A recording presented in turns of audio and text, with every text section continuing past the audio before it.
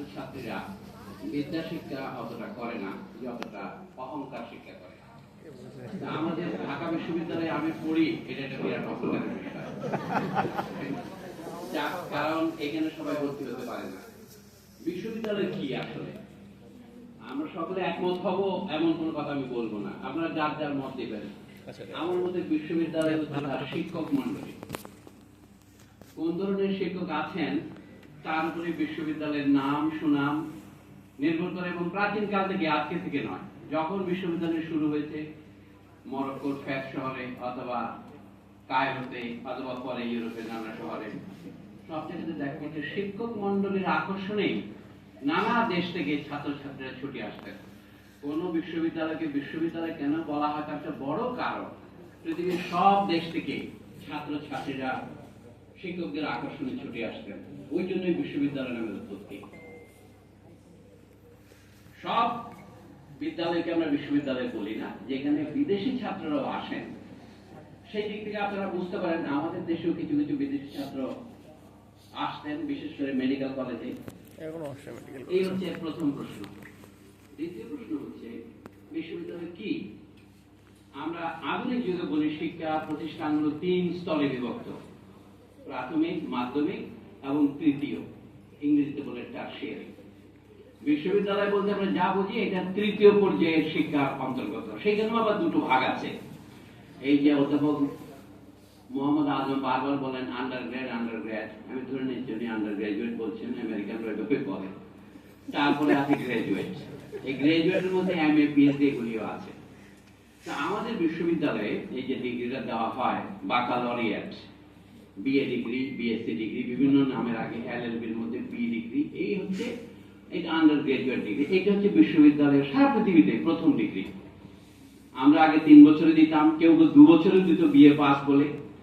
তারপরে এখন 4 বছরে দিচ্ছেন, কিন্তু মেডিকেল কলেজে আপনার 5 বছর লাগে, তারপরে আরো 2 বছর লাগে। প্রাচীন কালে বিশেষ করে মধ্যপ্রাচ্যে আইন পাস করতে প্রায় 20 বছর লাগতো। এমনকি মেডিকেলও 20 বছরের কমে পাস করতে পারতো না, কারণ মেডিকেল যদি আপনি সঠিকভাবে পাস না করেন আপনি রোগী মেরে ফেলবেন। মানুষ এমন আইনজীবীও আপনাকে সম্পূর্ণ সম্পত্তি বাস্তুচ্যুত এবং সরবরাহ করে দিতে পারে, আইনজীবীর হাতে ওই ক্ষমতা আছে। আর গাড়ির ড্রাইভিং লাইসেন্স যারা পান তারা মানুষ হত্যা করার লাইসেন্সই পান, বলতে ভুল ক্রমে হত্যা হয়ে গেছে, তো সেইখানে তাকে মৃত্যুদণ্ড দেওয়া যাবে না।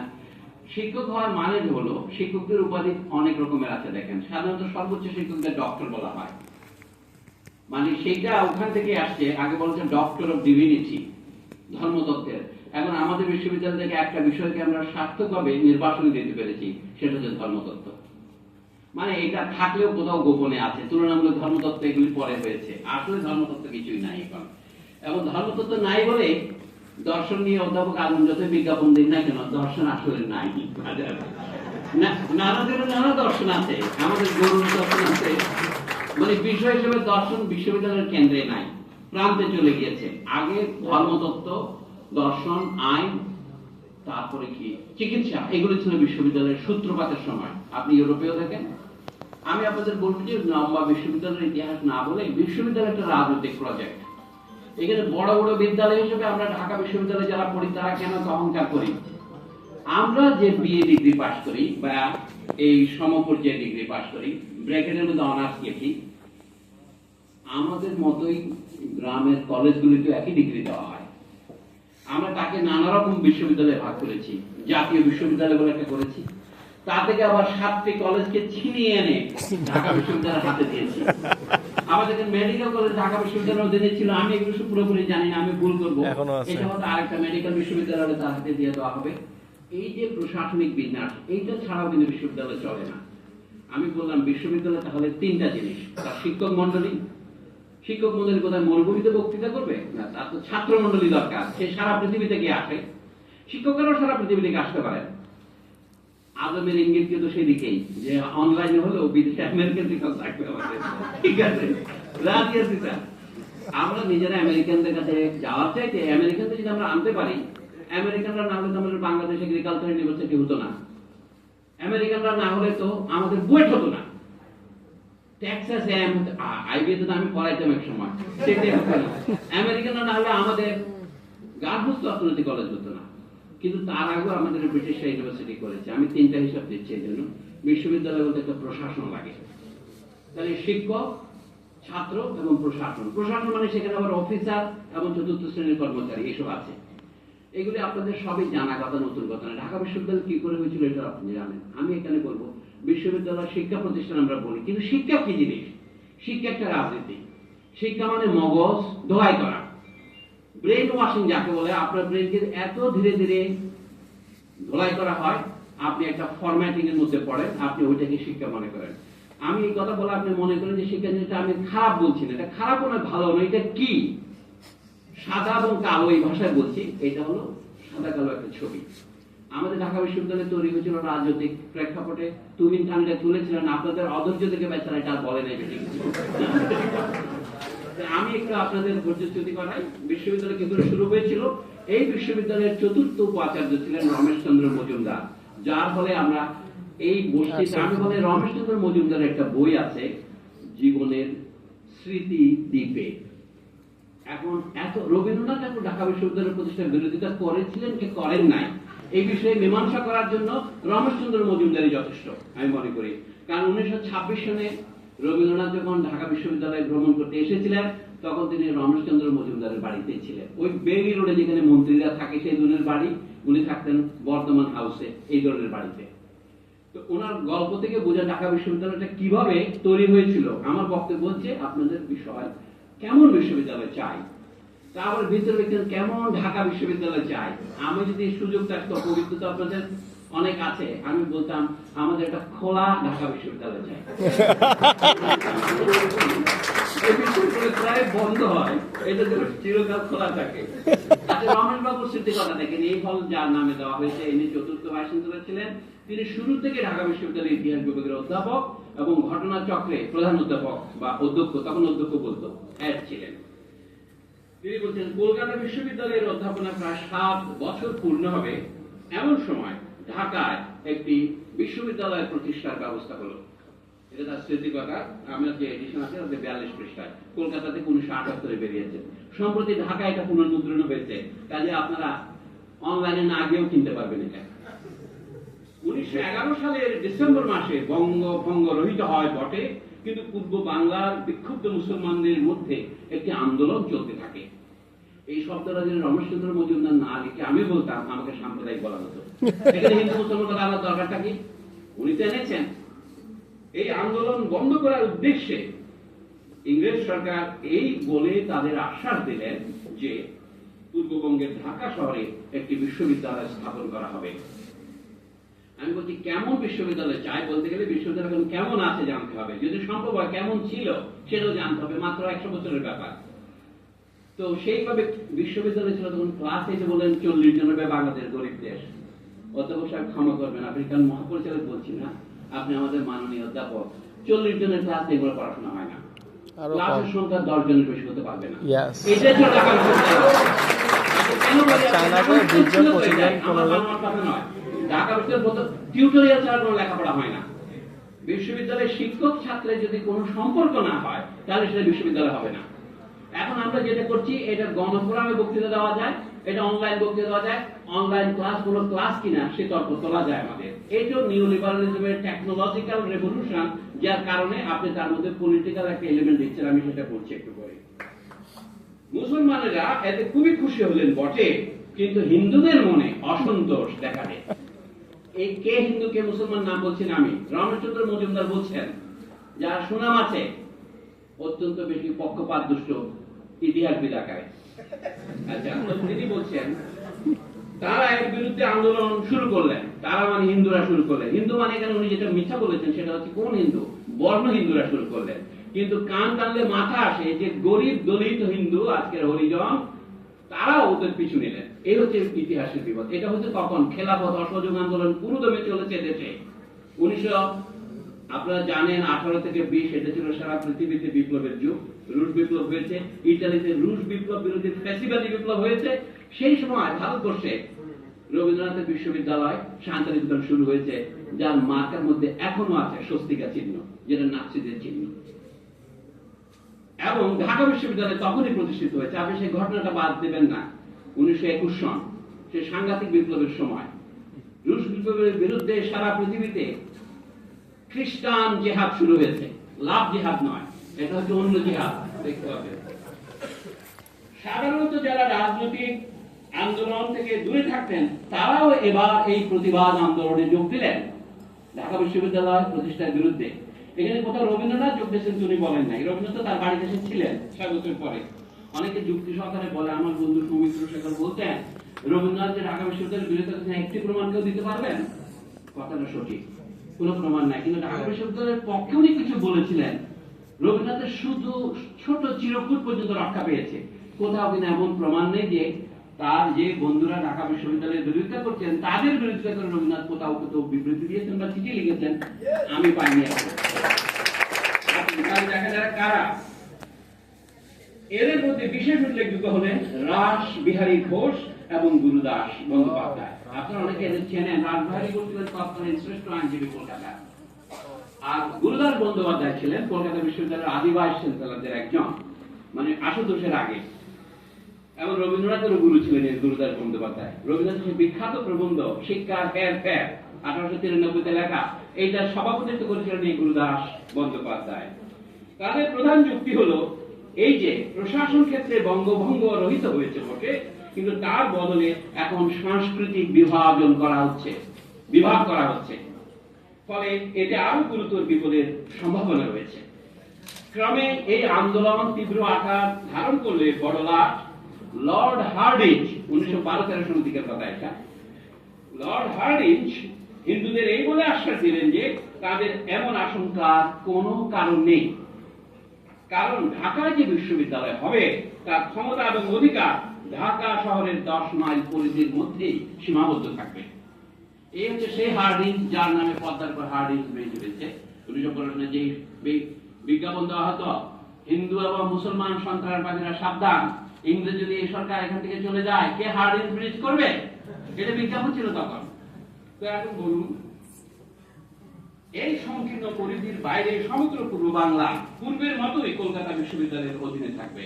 তারপর এই নতুন বিশ্ববিদ্যালয় পরিকল্পনা করার জন্য একটি কমিটি নিযুক্ত হয়।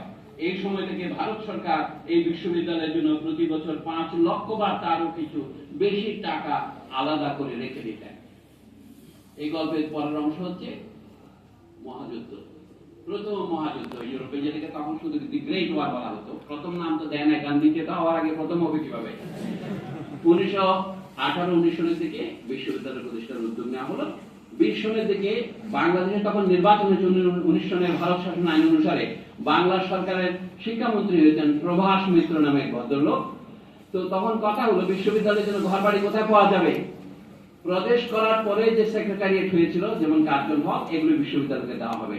প্রত্যেক বছর 1912 সাল থেকে 5 লাখ করে টাকা রেখে দেওয়ার ফলে প্রায় 55 লাখ টাকা বাংলা সরকারের ভান্ডারে জমা হয়, যেটা বিশ্ববিদ্যালয়ের টাকা। তখন বিশ্ববিদ্যালয় প্রতিষ্ঠার পর হার্টক সাহেব যখন ভাইস চ্যান্সেলর হয়ে আসলেন, তিনি ওই টাকাটা চাইলেন। প্রভাস মিত্র বললেন, এই টাকা আমি তোমাদের দেব না, 55 লক্ষ টাকা দেবে না। কোন কোন বইতে লিখছে 60 লক্ষ টাকা, হয়তো আরেক বছরের বেশি হবে। দেবে না কারণ কি? আমাদের যে সরকারের ভবনগুলো তোমাদেরকে দিয়ে দেওয়া হয়েছে, মানে শিক্ষকদের বাসস্থান, যেগুলো অনেক বড় বড় প্রাসাদের মতো, এবং তখন ভাইস চ্যান্সেলরের বাসস্থান এগুলো হয়েছিল এখন যেখানে যুদ্ধ অপরাধ ট্রাইব্যুনাল আছে, ওইগুলো বিশ্ববিদ্যালয়ের অংশ ছিল। তো সেইভাবে সরকার 55 লক্ষ টাকা কেটে রাখলেন, কারণ বিশ্ববিদ্যালয়ের ভবনগুলির দাম হিসেবে। আমি বিরোধিতার পর্যায়ে কি ছিল সেটা বোঝার জন্য বলি। স্যার আশুতোষ মুখোপাধ্যায় এই বিরোধীদের নেতা ছিলেন। স্যার আশুতোষ মুখোপাধ্যায়কে তখন এরপরে 1918-19 সালের দিকে যখন উনি বিরোধিতা বেশি করছেন, বলে তুমি কি চাও, সেই গল্পটা হচ্ছে এরকম। প্রথম বিশ্বযুদ্ধ এবং আরো কয়েকটি কারণে এই বিশ্ববিদ্যালয় স্থাপন করতে অনেক দেরি হয়। এই সম্বন্ধে স্যার আশুতোষের কাছে একটি খবর শুনেছিলাম যা এখনো সাধারণের অজানা। 1978 সনে রমেশচন্দ্র মজুমদার লিখছেন, তিনি তখন কলকাতা বিশ্ববিদ্যালয়ের লেকচারার, বেতন পাইতেন 400 টাকা না 300 টাকা। ঢাকায় তাকে প্রফেসর পদে নিয়োগ করার জন্য অফার দেওয়া হলো। তো তিনি প্রথমে লিডার হিসেবে দরখাস্ত করেছিলেন, পরে ওদের তার বেতন 1000 টাকা থেকে 1800 টাকা হবে। এগুলি কাহিনী বেশি ইম্পর্টেন্ট নয়, ইম্পর্টেন্ট হচ্ছে এটা। সে কথাটি এখানে তাই লিখে রাখছি। একদিন বিকালে সেনেট হাউস থেকে বাইরে আসছি, দেখি স্যার আশুতোষ তার গাড়িতে উঠেছেন। আমাকে ডেকে বললেন, চলো আমার সঙ্গে। তারা কলকাতা একদিকেই থাকতেন, চলো আমার সঙ্গে, চলো তোমাকে বাড়িতে যাওয়ার সময় নামিয়ে দেই। আমি তখন ভবানীপুরে থাকি, গাড়িতে তৃতীয় ব্যক্তি আর কেউ ছিলেন না। পথে স্যার আশুতোষ অনেক বিষয়ে অনেক কথা বললেন। এর মধ্যে ঢাকা বিশ্ববিদ্যালয় সম্বন্ধে খবরটি আমার এখনো স্পষ্ট মনে আছে। 1920-21 কথা 1978 স্মরণ করে লিখছেন স্যার। আশুতোষের কথা তার নিজের ভাষাতেই সংক্ষেপে বলছি, উদ্ধৃতি। একদিন হাইকোর্টে গেছি, এমন সময় বড়লাটের বাড়ি থেকে জরুরি মার্কা এক চিঠি পেলাম। খুলে দেখি বড়লাটের প্রাইভেট সেক্রেটারি লিখেছেন যে হাইকোর্ট থেকে ফেরার পথে আমি যেন বড়লাটের সঙ্গে দেখা করে যাই। চিঠিতে যে সময় লেখা ছিল ঠিক তখনই আমি গেলাম। যাওয়া মাত্রই প্রাইভেট সেক্রেটারি আমাকে একেবারে সোজা বড়লাটের কামরায় নিয়ে গিয়ে এবং সেখানে বসিয়ে রেখে বেরিয়ে গেলেন। বড়লাট ঘরে ঢুকে দু এক কথা করে আমাকে বললেন, দেখো এই ঢাকা বিশ্ববিদ্যালয় নিয়ে তোমরা খুব উত্তেজনার সৃষ্টি করছো। এই বিশ্ববিদ্যালয় আমরা করবই, কিন্তু আমি গোলমাল ভালোবাসি না। এগুলো ইংরেজিতে অনুবাদ, তো মানে উনি বলছে আমি ডিস্টার্বেন্স পছন্দ করি না। এই বিরোধী দলের মধ্যে তুমি যে একজন প্রধান তা আমি জানি, এবং তোমার প্রতিবাদকে আমি ভয় করি আশুতোষ। তুমি তো জানো আমি কূটনীতি বিভাগে ছিলাম, ডিপ্লোমেসি ডিপার্টমেন্টে। কাজ উদ্ধারের রীতি আমার ভালোই জানা আছে। তোমাকে আমি সোজাসুজি জিজ্ঞাসা করছি, তোমরা কলকাতা বিশ্ববিদ্যালয়ের জন্য কি পেলে? তোমার কলকাতা বিশ্ববিদ্যালয়ের জন্য তুমি কি পেলে? এই প্রতিবাদ বন্ধ করতে রাজি আছো? বলো তো। আমি এর জন্য যথোচিত মূল্য দেব। কি মূল্য দেবেন? হঠাৎ এই প্রস্তাব শুনে আমি প্রথমে কিছু স্থির করতে পারলাম না। স্যার আশুতোষ বলছেন, তার উদ্ধৃতি, কিন্তু বড়লাট চাইলেন যে আমি যেন তখনই এর একটা জবাব দিই। বাইরে গেলে অন্য লোকের সঙ্গে পরামর্শ করে হয়তো আমার মতিগতি বদলে যেতে পারে। আমি কিছুক্ষণ চুপ করে থাকলাম, ভাবলাম কি বলি। তখন তিনি আবার বললেন যে ঢাকায় বিশ্ববিদ্যালয় হবে, কিন্তু তুমি ইচ্ছা করলে এখন কলকাতা বিশ্ববিদ্যালয়ের জন্য কিছু করে নিতে পারো।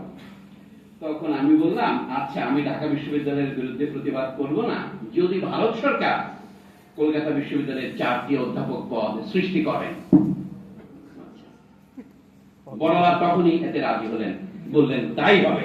তোমার সঙ্গে আমার এই যে কথাবার্তা হলো, এটি আমার দপ্তরে ঢাকা প্যাক্ট বলে লেখা থাকবে। এই কাহিনী শেষ করে স্যার আশুতোষ বললেন যে এইভাবে আমি 4টি অধ্যাপকের পদ পেলাম। যতদূর মনে পড়ে এই 4টি পদ হলো Carmichael professor of ancient Indian history and culture, Minto professor of economics, George the fifth professor of philosophy, এবং আরেকটি বোধ হয় উনি বলছেন হার্ডিঞ্জ প্রফেসর অফ ম্যাথমেটিক্স। এই 4টি অধ্যাপক পদ এখনো আছে। আমি আর লম্বা বলবো না।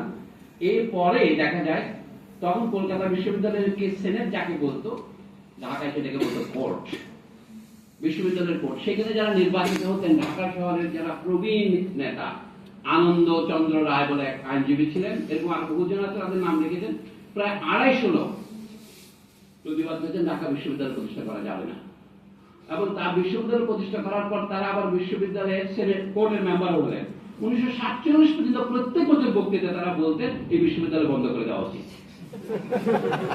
আর এগুলো এই বইটি আছে, কিন্তু এইটা না থাকলে এই ঢাকা বিশ্ববিদ্যালয় তার 100 বছর পূর্তি উপলক্ষে এই বইটা ছেপেছে আমাদের সেই ঢাকা বিশ্ববিদ্যালয়। এটা কলকাতায় 1974 বের হয়। সম্পাদক ছিলেন শ্রী রমেশ চন্দ্র মজুমদার এবং শ্রী আশুতোষ ভট্টাচার্য। এখানেও তার একটা লেখা আছে ঢাকার স্মৃতি নামে। এটা ছিল ওই বইয়ের সারাংশটা। আমি বলছি যে বিশ্ববিদ্যালয় প্রতিষ্ঠার ঘটনাটি একটা বিরাট রাজনীতি। তার এই অধ্যাপক নিয়োগ সম্পর্ক উনি বলছেন যে ছাত্ররা দেখলেন যে এখানে মুসলমানদের জন্য বিশ্ববিদ্যালয় হচ্ছে, কিন্তু মুসলমান অধ্যাপক পাওয়া যাচ্ছে না। তো এখন কি হবে? ছাত্রদের যদি উপকার করতে চান, খারাপ শিক্ষক নিয়োগ করা যাবে না। প্রফেসর এবং রিডার কোনো মুসলমান পাওয়া গেল না।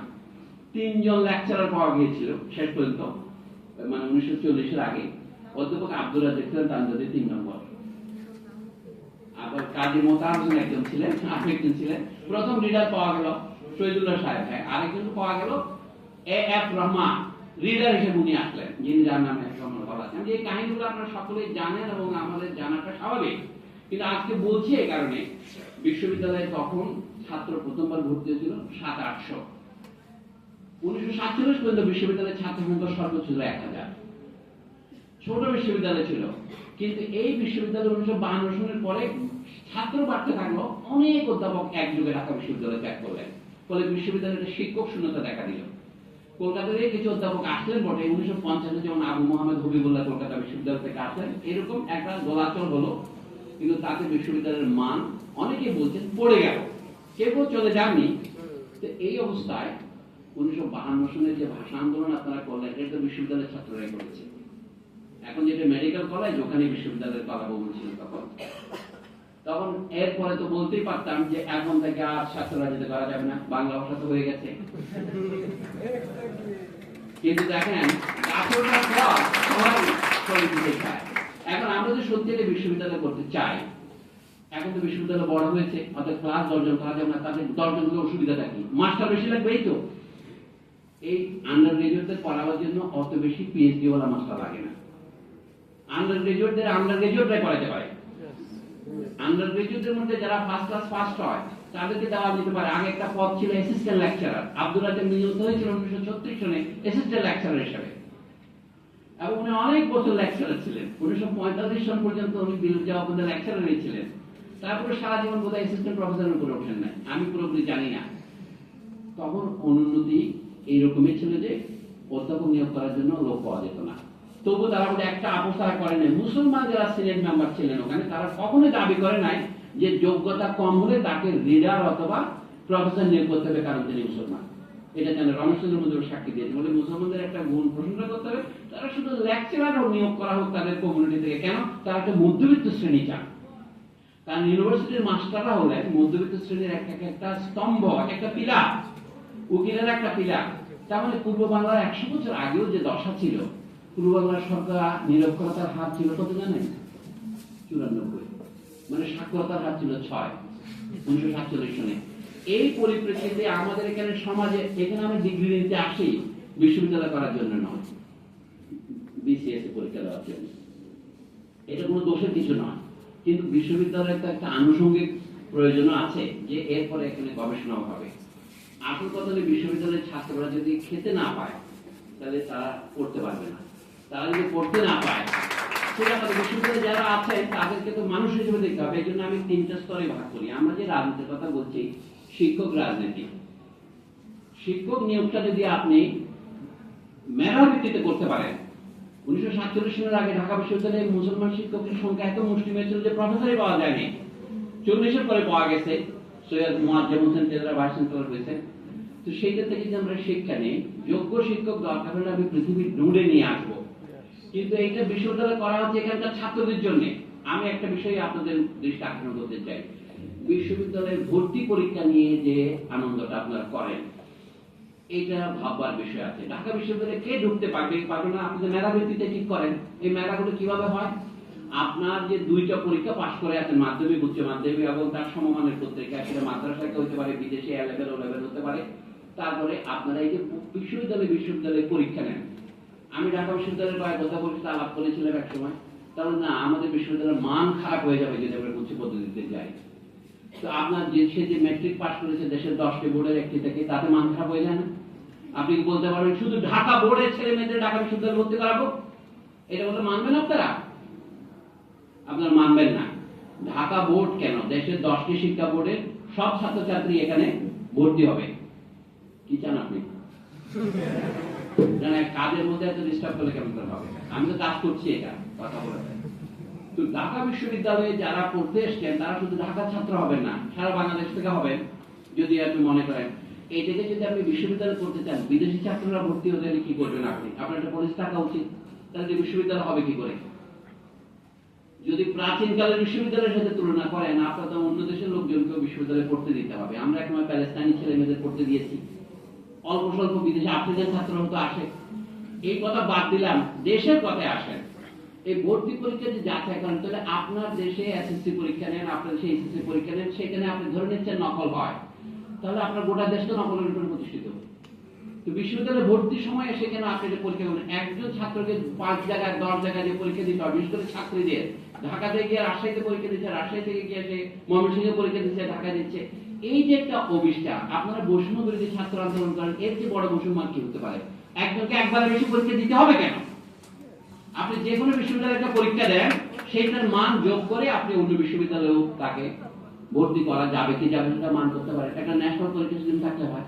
আপনারা এত বেশি আমেরিকানদের নকল করেন, এত কৌশলপত্র করেন, এত ইউজিসি করেন, ইউজিসি কৌশলপত্র লিখছে, তার একটা লাইন ইউজিসি লিখেছে? 20 বছর আগে আপনারা দেখেন পিআরএসপি বলে এক অদ্ভুত দলিল বের হয়েছিল, পভার্টি রিডাকশন স্ট্র্যাটেজি পেপার। মোহসেন জিল্লুর রহমান এটা এখানে বিক্রি করতেন, বিনা অ্যাকশনে এটা বিক্রি করেছেন। সেটা কি দেখি ওয়েবসাইটে গেলে দেখা যায় 120 দেশের একই পেপার, শুধু দেশের নামটা বদলাই দেয়। আমাদের ইউজিসির এটাও তাই। অর্থাৎ একটা দেশের মাছের পতন মাথা থেকে শুরু হয়, ইউজিসি থেকে তো পতন শুরু হয়েছে।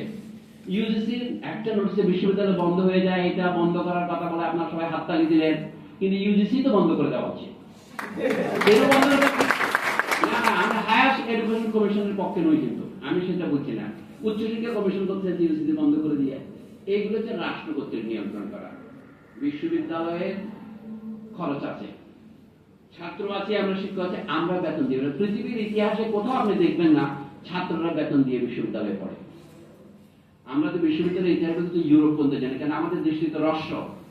আমরা বড় জোর ইটালি, ফ্রান্স, ইংল্যান্ডের ইতিহাসকে আমাদের ইতিহাস বলে মনে করি। আমাদের শিশির ভট্টাচার্য যেটা বই লিখেছেন, কিচ্ছু না জেনে বিশ্ববিদ্যালয়ের ইতিহাস, he knows next to nothing of the history of the universities in the world। লিখে ফেলেছে, একটা বই পড়ে লিখে স্বীকার করছে আমি একটা বই পড়ে লিখে ফেলেছি। আশ্চর্য। আবার এই বই প্রথম প্রকাশনের মতো প্রকাশনীতে বের হয়েছে, আপনারা পড়ে দেখেন, he has absolutely no idea। all of a sudden at the end of the 11th century 12th century উনি বলছেন যে বিশ্ববিদ্যালয় শুরু হয়েছে ইউরোপে। কেন শুরু হয়েছে উনি কারণ জানেন না। অর্থাৎ স্বয়ম্ভু এটা হতে পারে না, এটা হতে পারে না। তার আগে 500 বছর অর্থাৎ 600 বছর মাগরেবে, যেটাকে আমরা বলি পশ্চিম আফ্রিকা, উত্তর আফ্রিকা, সেখানে বিশ্ববিদ্যালয় চর্চা ছিল। মালি, ঘানা, সঙ্গা এম্পায়ারের টিম্বাকটুতে, ফেজে, আপনার কায়রোতে, যেন ওগুলো পৃথিবীর অংশ নয়, ওই ইতিহাস যেন পৃথিবীর ইতিহাস নয়। সেখানে যে বিশ্ববিদ্যালয় শিক্ষা ছিল সেখানে বলছে, সেখানে ছাত্রদের ক্লাসের সংখ্যা 20 জনের বেশি হতো না। হোস্টেল কিভাবে হতো? বিশ্ববিদ্যালয় ছিল কি, এক একটা হলে সর্বোচ্চ 150 জন, সর্বনিম্ন 60 জন ছাত্র থাকতো। বিশ্ববিদ্যালয়ের লিভিং কোয়ার্টার। তার কিছু নমুনা দেখেন, আমাদের ময়নামতিতে বৌদ্ধ বিহারে যে সেই আশ্রম ছিল সেখানে 110 জনের কোঠরি ছিল। কারণ প্রকৃতির একটা সীমা আছে, আপনি কত বছর পড়াতেন, মানুষ কত বছর বাঁচে। এখন আমাদের গড়াই বেড়েছে বলছে, কিন্তু মানুষের অ্যাটেনশন স্প্যান এত লম্বা বক্তৃতা দেওয়া ঠিক না। মানুষের বুঝতে পারছেন না, একটা সময় কথা আমরা শুনতে পারি না। ক্লাসেও এতগুলি ছাত্রছাত্রী হলে আপনি পড়াবেন কি হবে? এই অনেকগুলো হারবার্ডেও 600 ছাত্রের উদ্দেশ্যে সকালবেলা বক্তৃতা দেয়। এইগুলি হচ্ছে রেস কোর্স, ঘোড় দৌড় করা। আমিও ক্লাসে গিয়েছিলাম, অনলাইনে বক্তৃতা সেরকমই। ছাত্র শিক্ষকের সম্পর্ক ছাড়া কোনো লেখাপড়া হয় না। মানে নলেজ ইজ ট্রান্সমিটেড লাইভ, যেটাকে আপনার একটা পরীক্ষার নাম ভাইবা বসে বলেন না, জীবন্ত গলায় পরীক্ষা। জীবন্ত গলায় পরীক্ষা আর অনলাইনের মৃত পরীক্ষা এক পরীক্ষা নয়। আপনি হয়তো মনে করতে পারেন, আমি কিন্তু শিক্ষায় মনে করি না। ওটি ইনফরমেশন ট্রান্সমিশন। শিক্ষা ইনফরমেশন ট্রান্সফার করার এক জিনিস নয়। শিক্ষা মানে হচ্ছে যেখানে আদান প্রদান হয়, ওখানে আদান প্রদান হয় না, একটা প্রদানই হয় শুধু, কোনো আদান হয় না। এই জন্য আমি লম্বা কথা বলবো না। বিশ্ববিদ্যালয়কে যদি একটা চালাতে হয় তাহলে টাকা পয়সা লাগবে। আমি পৃথিবীর ইতিহাসে কোথাও জানতাম না যে ওখানে টাকা দেওয়া হচ্ছে। ইউরোপেই প্রথমে টাকা দেওয়ার কথা শুরু হয়েছে, এই জন্য ইউরোপ সফল হয়েছে। তো টাকাটা আসতো কোথায়? বড় বড় মানুষ এবং রাজা বাদশাদের পরিবার থেকে ওয়াকফ সম্পত্তি, ইংরেজিতে বলে এন্ডাওমেন্ট দেওয়া হতো। সেটা থেকে ছাত্রছাত্রীদের খাবার খরচ শুধু না, তাদেরকে মনিটারি অ্যালাউন্স দেওয়া হতো। আপনারা প্রমাণ চান, আমি প্রমাণে দিতে পারি। আজকে এটা সেমিনার নয়, শুধু আমি ঘোষণা করে যাচ্ছি, এটা অনুসন্ধান যারা করতেছেন আমি প্রমাণ দেখাবো। সমস্যা হচ্ছে তাহলে ছাত্রছাত্রীদের এই খরচ যখন বিশ্ববিদ্যালয় থেকে দেওয়া হচ্ছে, তখন একটা সমস্যা ছিল, বিশ্ববিদ্যালয়গুলো ছিল সীমিত, অনেক কম মানুষ পড়তো। এখন আমরা তো মাস এডুকেশনের যুগ হয়েছে। তো আমরা এখন মাস আর মৌলিকের পার্থক্য ভুলে গিয়েছি, মাস আর মানবের পার্থক্য ভুলে গিয়েছি। আমাদের কনস্টিটিউশনে কথা লেখা আছে মৌলিক অধিকার। আমাদের অধিকাংশ থেকে শিক্ষিত লোক বলে মানবাধিকার। সে মানবাধিকার আর মৌলিক অধিকারের পার্থক্য বোঝে না। মানবাধিকার যে মৌলিক অধিকারের একটি অবমাননা, সেটাও সে জানে না। এবং তারপরে সে বলে গণ অধিকার পরিষদ। এখন দেখেন মানুষের মানে যখন ডিজেনারেশন হয়, এটা মাথা থেকে শুরু হয়। আমি সেটা আসতেছি। বিশ্ববিদ্যালয়ের শিক্ষা কি শিক্ষা? এটা তৃতীয় পর্যায়ের শিক্ষা। তার মধ্যে আবার উচ্চ ও নিম্ন আছে। এই নিম্ন পর্যায়টাকে আমরা পেশাগত শিক্ষা, বিসিএস হবেন, ডাক্তার হবেন, ইঞ্জিনিয়ার হবেন। প্রকৃত বিশ্ববিদ্যালয়ের শিক্ষা এর পরেই শুরু হয়। আমি ইতিহাস থেকে দিচ্ছি, আমার প্রমাণ হচ্ছে আমাদের দেশের প্রাচীনকাল এবং অন্যান্য দেশের প্রাচীনকাল এবং বর্তমান কালের ইতিহাস। সেটা কি? বিশ্ববিদ্যালয় শিক্ষা টারশিয়ারি পর্যায়ে আমরা কি শিখি? আমরা বিভিন্ন বৃত্তিগত শিক্ষা দেব, কিন্তু বর্তমানে পৃথিবীর যেটা মান, ইউরোপীয় মান, সেটা হচ্ছে কি প্রত্যেক মানুষই মেধাবী। সুতরাং পেশাগত শিক্ষার জন্য আপনার ভর্তি হওয়ার যোগ্যতার জন্য আপনার কোনো মেধার পরীক্ষা দিতে হবে না, তবে আপনাকে পয়সার পরীক্ষা দিতে হবে। এই কথা আমি আরো বহু বক্তৃতায় বলেছি, আরেকবার বলা হতো, আশা করি আপনারা পুনরাবৃত্তির দোষ আমাকে দোষী করবেন না। প্রাথমিক শিক্ষা বর্তমান জাতিসংঘের ঘোষিত মান অনুসারে প্রাথমিক শিক্ষা হবে অবৈতনিক, উচ্চ মাধ্যমিক পর্যন্ত শিক্ষা হবে অবৈতনিক। তবে প্রাথমিক শিক্ষা জাতিসংঘের মতে বাধ্যতামূলক হওয়া উচিত, এবং জাপানের মতো কোন কোন দেশ এরা নবম শ্রেণীর মধ্যে বাধ্যতামূলক করেছে। মানে বাধ্যতামূলক মানে হচ্ছে আপনাকে পড়তেই হবে, নাহলে মামলা করা যাবে আপনার বাবা ফেলতে। তারপরে স্কুল, যেহেতু প্রাইমারি স্কুল 30 রকমের, কি করবেন, যে কোনো একটাতে গেলেই হবে। আর যদি আপনি কোন স্কুলে দিতে না চান, আপনার বাড়িতে পড়াবেন, আপনি যে পড়াইছেন সেটা প্রমাণ দিতে হবে, ওই যে ডেথ সার্টিফিকেটের মতো এডুকেশন সার্টিফিকেট দিতে হবে, তাহলে আপনি মামলা থেকে মুক্ত হবেন। তবে ইন্টারমিডিয়েট পর্যন্ত শিক্ষা জাতিসংঘের মান অনুসারে সম্পূর্ণ অবৈতনিক হওয়া উচিত। সেখানে মেধার প্রশ্ন নাই, পয়সার প্রশ্ন নাই। পয়সার প্রশ্নটা আসবে এরপরে, যেহেতু জাতিসংঘ বলেছে বৃত্তি এবং পেশাগত শিক্ষা পয়সা ছাড়া, এই কথাটা বলে না কিভাবে, বলছি সেই ক্ষেত্রে কোন রকমের জাতিগত, লিঙ্গগত, অন্যান্য বৈষম্য করা যাবে না, সকলের জন্য এই শিক্ষা লাগবে। জ্ঞানের কথাও তোলে নাই, পয়সার কথাও তোলে নাই, কিন্তু উচ্চশিক্ষার ক্ষেত্রে তুলেছে মেধার প্রশ্নটা। উচ্চশিক্ষা সকলের জন্য অধিগম্য হবে, তবে মেধার ভিত্তিতে।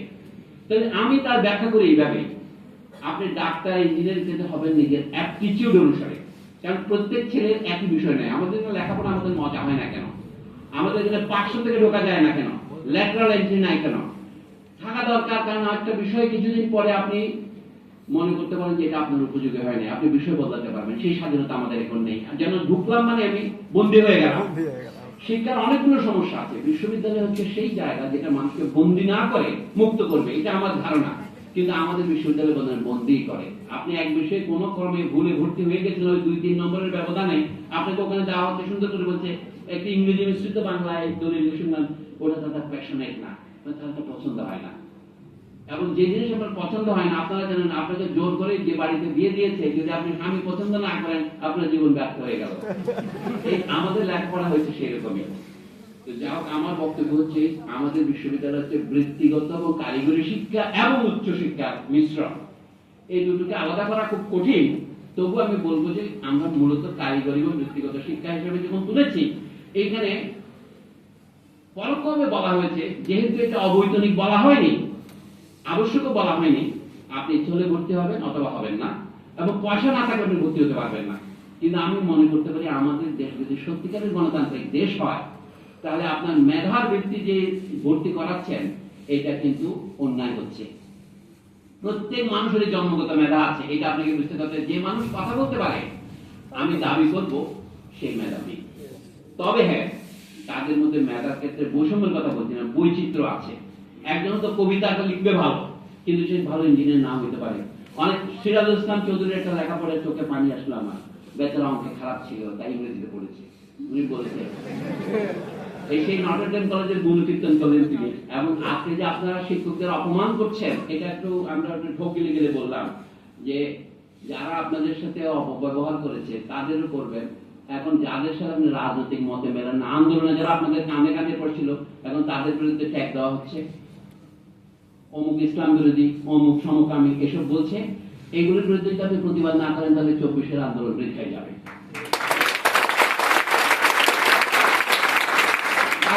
যারা বলছেন তারা মানে আসলে কিন্তু 24-এর যে গণতান্ত্রিক স্পিরিট, তার বিরুদ্ধে তারা আছেন। তা আমাদের গণতন্ত্রের সাথে আরেকটা বিশেষণ লাগানো দরকার, কারণ গণতন্ত্র হয়েছে এখন সকল স্কাউন্ডারের শেষ আশ্রয়স্থল। বিশ্ববিদ্যালয় হচ্ছে প্রতিক্রিয়াশীলতার শেষ দুর্গ, এটা বলতেন বুদ্ধদেব বসু। আমি বলছি গণতন্ত্র হচ্ছে এখন সকল ফ্যাসিস্টের আশ্রয়স্থল। গণতন্ত্রের নামে ফ্যাসিবাদকে রাখা টানবে, তাহলে আপনার গণতন্ত্রের মধ্যে বিভাজন করতে হবে আপনাকে। এক গণতন্ত্র হচ্ছে গণতন্ত্রের গণতন্ত্র, আর হলো ফ্যাসিজমের গণতন্ত্র। গণতন্ত্রের গণতন্ত্রকে বলে ন্যায়ভিত্তিক গণতন্ত্র, জাস্টিস ইজ ফেয়ারনেস। এই যে আনফেয়ার গণতন্ত্রের কথা বলছি, আমরা বিশ্ববিদ্যালয়ের গণতন্ত্র চাই। আপনারা জানেন অধ্যাপক আব্দুর রাজ্জাক বলে এক ভদ্রলোক ছিলেন এখানে, তিনি বলতেন যে বিশ্ববিদ্যালয় গণতন্ত্র শেখাবার জায়গা নয়। অনেকে অবাক হয়ে গেছে, এটা কেন বলেন? 1973-এর অধ্যাদেশ বিরোধিতা করেছিলেন, উনি বলেন যে বিশ্ববিদ্যালয়কে ডোবাবে। আমরা এই যে এখন আপনারা যে আহমদকে আমাদের একটু উদ্ধৃতি দিয়েছেন, এটা রাজ্জাক সাহেবের কথারই একটা তরল সংস্করণ। রাজ্জাক সাহেবের কথা আমি বহুবার শুনেছি, আহমদ কামালও শুনেছেন, কাজে আপনারা আহমদ কামালের মুখ থেকে শুনেছেন। এটাকে সিলসিলা বলে, পরম্পরা, একজনের সাথে একজন বলে। কথাটা হচ্ছে এখানে একটা নির্বাচনের ভান আছে। বলা হয়েছে অ্যাসিস্ট্যান্ট প্রফেসর থেকে শুরু করে উর্দু দিকে তারা চেয়ারম্যান হতে পারবেন, 3 বছর পর পর রোটেট করবে। এত হচ্ছে বিশ্ববিদ্যালয়ে ওই গণতন্ত্রের খোলসটা আছে, কোনো গণতন্ত্র আর নাই। রাজেশ সাহেব যখন বলেন গণতন্ত্র শেখাবার জায়গা নয়, উনি গণতন্ত্রের জায়গায় লিখতে পারতেন বিশ্ববিদ্যালয় ফ্যাসিবাদ চর্চার জায়গা নয়, কারণ এই গণতন্ত্র তো ফ্যাসিবাদী গণতন্ত্র। 1972 সংবিধানের ক্ষেত্রে যে প্রতারণাটা ঘটেছে, 73 অধ্যাদেশ একই প্রতারণা ঘটেছে। আপনারা অতি সংক্ষেপে বলছি 73 অধ্যাদেশ কেন আসলো। 1961 সালের দিকে আইয়ুব খান সরকারের যে অধ্যাদেশ ছিল বিশ্ববিদ্যালয়, সেটা কেন্দ্রীয় সরকার, প্রাদেশিক সরকার বিশ্ববিদ্যালয়ে যারা টাকা দিয়ে টাকা নিয়ন্ত্রণ করে। টাকা তো আমাদেরই টাকা, আমাদের জনগণ বিশ্ববিদ্যালয়ের শিক্ষার জন্য যে ট্যাক্স দেয় সেই টাকাটা সরকার থেকে বন্টন করা হয়। সেটা কিভাবে দেওয়া হবে? আমরা এই যে বক্তব্য বলেন, স্বায়ত্ত শাসনের কথা বলেন, ইংরেজি যেটাকে অটোনমি বলে। অটোনমি মানে কি? যদি আপনি তার গ্রিক মূলে যান, অটো মানে নিজে নিজে, নমি মানে আইন। নিজের আইন নিজে রচনা করে। বাংলায় আমরা এমন একটা অনুবাদ করেছি আমরা, সার্বভৌমত্বের মতো, বোঝা যায় না আসলটা কি। সার্বভৌমত্বের আসল কথা হচ্ছে মালিকানা। আপনি সার্বভৌমত্ব বলে একটা মানে গাল ভরা শব্দ বললেন। একইভাবে অটোনমি মানে স্বায়ত্তশাসন নয়, নিজের আইন নিজে রচনা করা। এটা আয়ত্তশাসনগুলো কোনো অসুবিধা হতো না, আপনার আয়ত্তশাসনে পরিণত করছেন আর কি। এই স্বায়ত্ত শাসন মানে নিজের আইন নিজে রচনা করা। এই আইনটা কি রচনা করছি? বিশ্ববিদ্যালয় চালাবে বিশ্ববিদ্যালয়ের শিক্ষকেরা, এটা হচ্ছে মূল আইন। এটাই স্বায়ত্ত শাসন, এটাকে ইংরেজিতে বলে একাডেমিক ফ্রিডম। আপনার সেখানে বাক স্বাধীনতা থাকবে, মানে আপনার চিন্তার স্বাধীনতা যদি না থাকে।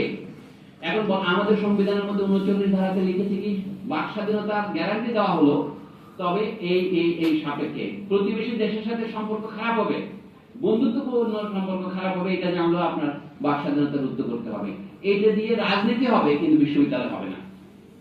বিশ্ববিদ্যালয়ের সকল চিন্তা বিকাশের, প্রকাশের সুযোগ দিতে হবে। সেই জন্য আমি বলছি, বর্তমানে আমাদের এই বিশ্ববিদ্যালয়ের সংস্কার সম্পর্কে আমরা যে আলোচনা করছি, কেমন বিশ্ববিদ্যালয় চাই, এটা আমরা কেমন রাষ্ট্র চাই তার সাথে অঙ্গাঙ্গিভাবে জড়িত। আমাদের রাষ্ট্র চিন্তা করে বিশ্ববিদ্যালয় চাই না, শুধু ইউজিসি সংস্কার দিয়ে বা বিশ্ববিদ্যালয়ের সংস্কার দিয়ে হবে না। বিশ্ববিদ্যালয়ের 1973 সালের অর্ডিন্যান্সটা এসেছিল গণতন্ত্রের স্বপ্ন দিয়ে। যেহেতু আইয়ুব খানের সময় গভর্নর সাহেব মোনাম খান মনোনীত লোকেরা, ওসমান গনি এখানে ভাইস চ্যান্সেলর হতেন। সেইটা কেমন যেন এনএসএফ গঠিত হতো। তো সেই এনএসএফ যারা করতেন, অধ্যাপক তাজ হাসমি একজন এনএসএফ এর গুন্ডা ছিলেন, এখন বিখ্যাত হয়েছেন, এবং আমাদের ফারুমদার সাহেবও এনএসএফ এর ছিলেন। তো এই এনএসএফ বহু লোক ছিলেন এখন সবাই এটা লুকাতে ব্যস্ত, বুঝতে পারছেন? এনএসএ মানে national student federation. Mizanur Rahman Sharif ছিলেন, তখন কেনা ছিলেন যারা মানে পাকিস্তান সিভিল সার্ভিসে গিয়েছেন, সুপিরিয়র সার্ভিসে গিয়েছেন, যারা জান নাই তারা হচ্ছেন। এখন সকলেই লুকাতে ব্যস্ত। ইতিহাস লুকিয়ে হয় না। আমি ঢাকা বিশ্ববিদ্যালয়ে দেখলাম ইতিহাস জানতে কারো আগ্রহ নাই। ঢাকা বিশ্ববিদ্যালয়ে যে অধঃপতন হয়েছে তার প্রমাণ এই যে আমার বন্ধু ইমতিয়াজ এবং আরেকজন আছে ইতিহাসের ইকবাল, বিদেশি ইফতেখার ইকবাল, এরা সম্পাদনা করে যে একটা বই বের করেছে, সেটার সাথে আপনি এই বই তুলনা করে দেখেন তো, 50 বছর আগে বেরিয়েছে, এত নিম্নমানের বই বেরিয়েছে। ইংরেজিতে লিখলে লোকমনে এর মধ্যে কোনো চিন্তা ভাবনা নাই, অর্থাৎ ইংরেজিতে লিখলেই লোকে মনে করে কি এই বইটা সাংঘাতিক হয়েছে। বিশ্ববিদ্যালয়ের ইতিহাস যারা লিখেছে কোন রকম গবেষণা না করে তারা কিন্তু চর্বিত চর্বণ করেছে। আমি মনে করি বিশ্ববিদ্যালয়কে ভালো করতে চাইলে বিশ্ববিদ্যালয়ের মূল প্রতিষ্ঠার ইতিহাস থেকে শুরু করে ভবিষ্যতের ইতিহাস পড়তে হবে এবং সেটা জানতে হবে। জানতে হবে 3টা কথা দিয়ে আমি শেষ করি। বিশ্ববিদ্যালয়ের শিক্ষক নিয়োগের ক্ষেত্রে আমাদের যে গুণগত মান প্রবর্তন করতে হবে, তার উদাহরণ আমি অতীতকাল থেকে দিয়েছি। ছাত্র ভর্তির ক্ষেত্রে বর্তমান যে ভর্তি পরীক্ষা সিস্টেম, এটা অত্যন্ত বৈষম্যমূলক, অত্যন্ত নিবর্তনমূলক, অত্যন্ত পাষণ্ড পীড়ন। পাষণ্ড যে পীড়ন করে, এটাই এইভাবে একটা ভালো বিশ্ববিদ্যালয় হবে না। আচ্ছা, যে আমেরিকাকে আমরা অনুকরণ করি, তারা কিভাবে বিশ্ববিদ্যালয়ের ছাত্রদের ভর্তি করায় অথবা অক্সফোর্ড কিভাবে ভর্তি করায়? আপনার অ্যাপটিটিউড টেস্টের একটা পরীক্ষা নেই, আপনার বিশ্ববিদ্যালয়ের যে আগের পরীক্ষাগুলো আপনি নিয়েছেন, বোর্ডের পরীক্ষা, সেগুলি নেই। তারপরেও আপনি মান বাড়াইতে পারেন যে আমি যাদের পয়েন্ট 800 নিচে আছে তাদের নেব না, আমি 750 নিচে নেব না, এটা তো করতে পারেন। কিন্তু মানুষকে পীড়ন করার দরকার কি? বিশ্ববিদ্যালয়ের এক শিক্ষক আমি জিজ্ঞেস করেছিলাম কি করেন, বলে আমরা যে 20,000 25,000 টাকা পাই খাতা দেখে ডিউটি দিয়ে, আপনি এটা বন্ধ করতে চান? মানে আপনার আমরা টাকা পয়সার এতই গৃহীণু, অর্থ গৃহীণু যে এগুলো আমরা করবো। আপনি যদি এটা ভেবে দেখেন মানুষের অন্ধ আত্মস্বার্থ চর্চা যদি সমগ্রের বিরুদ্ধে যায়, যা হয় বর্তমানে তাই হচ্ছে। যে আমাদের এক এক সময় লোকে আমরা কি করেছিলাম অতীতে সেটা সম্পূর্ণ ভুলে যাই। এখন আমি বলছি তৃতীয় যে বিশ্ববিদ্যালয়ের কারিকুলাম নিয়ে যে কথা হচ্ছে, ছাত্র শিক্ষক মানুষের কারিকুলাম তৈরি করে। সারা পৃথিবীতে কি হচ্ছে সেটা আমি দেখতে পাচ্ছি না। আমরা বাংলায় পড়াতে পারছি না, বাংলায় বইপত্র লিখতে পারছি না, তারপরে আমাদের ইংরেজি শেখা বন্ধ করার কথা আমি বলছি না। সারা পৃথিবীতে নানা দেশে যে বিজ্ঞান চর্চার গবেষণা হচ্ছে, প্রথমে এটা আমাদের ধরে আনতে হবে। এই উদাহরণ দিয়ে আমি শেষ করি। আরবরা যে এত উন্নত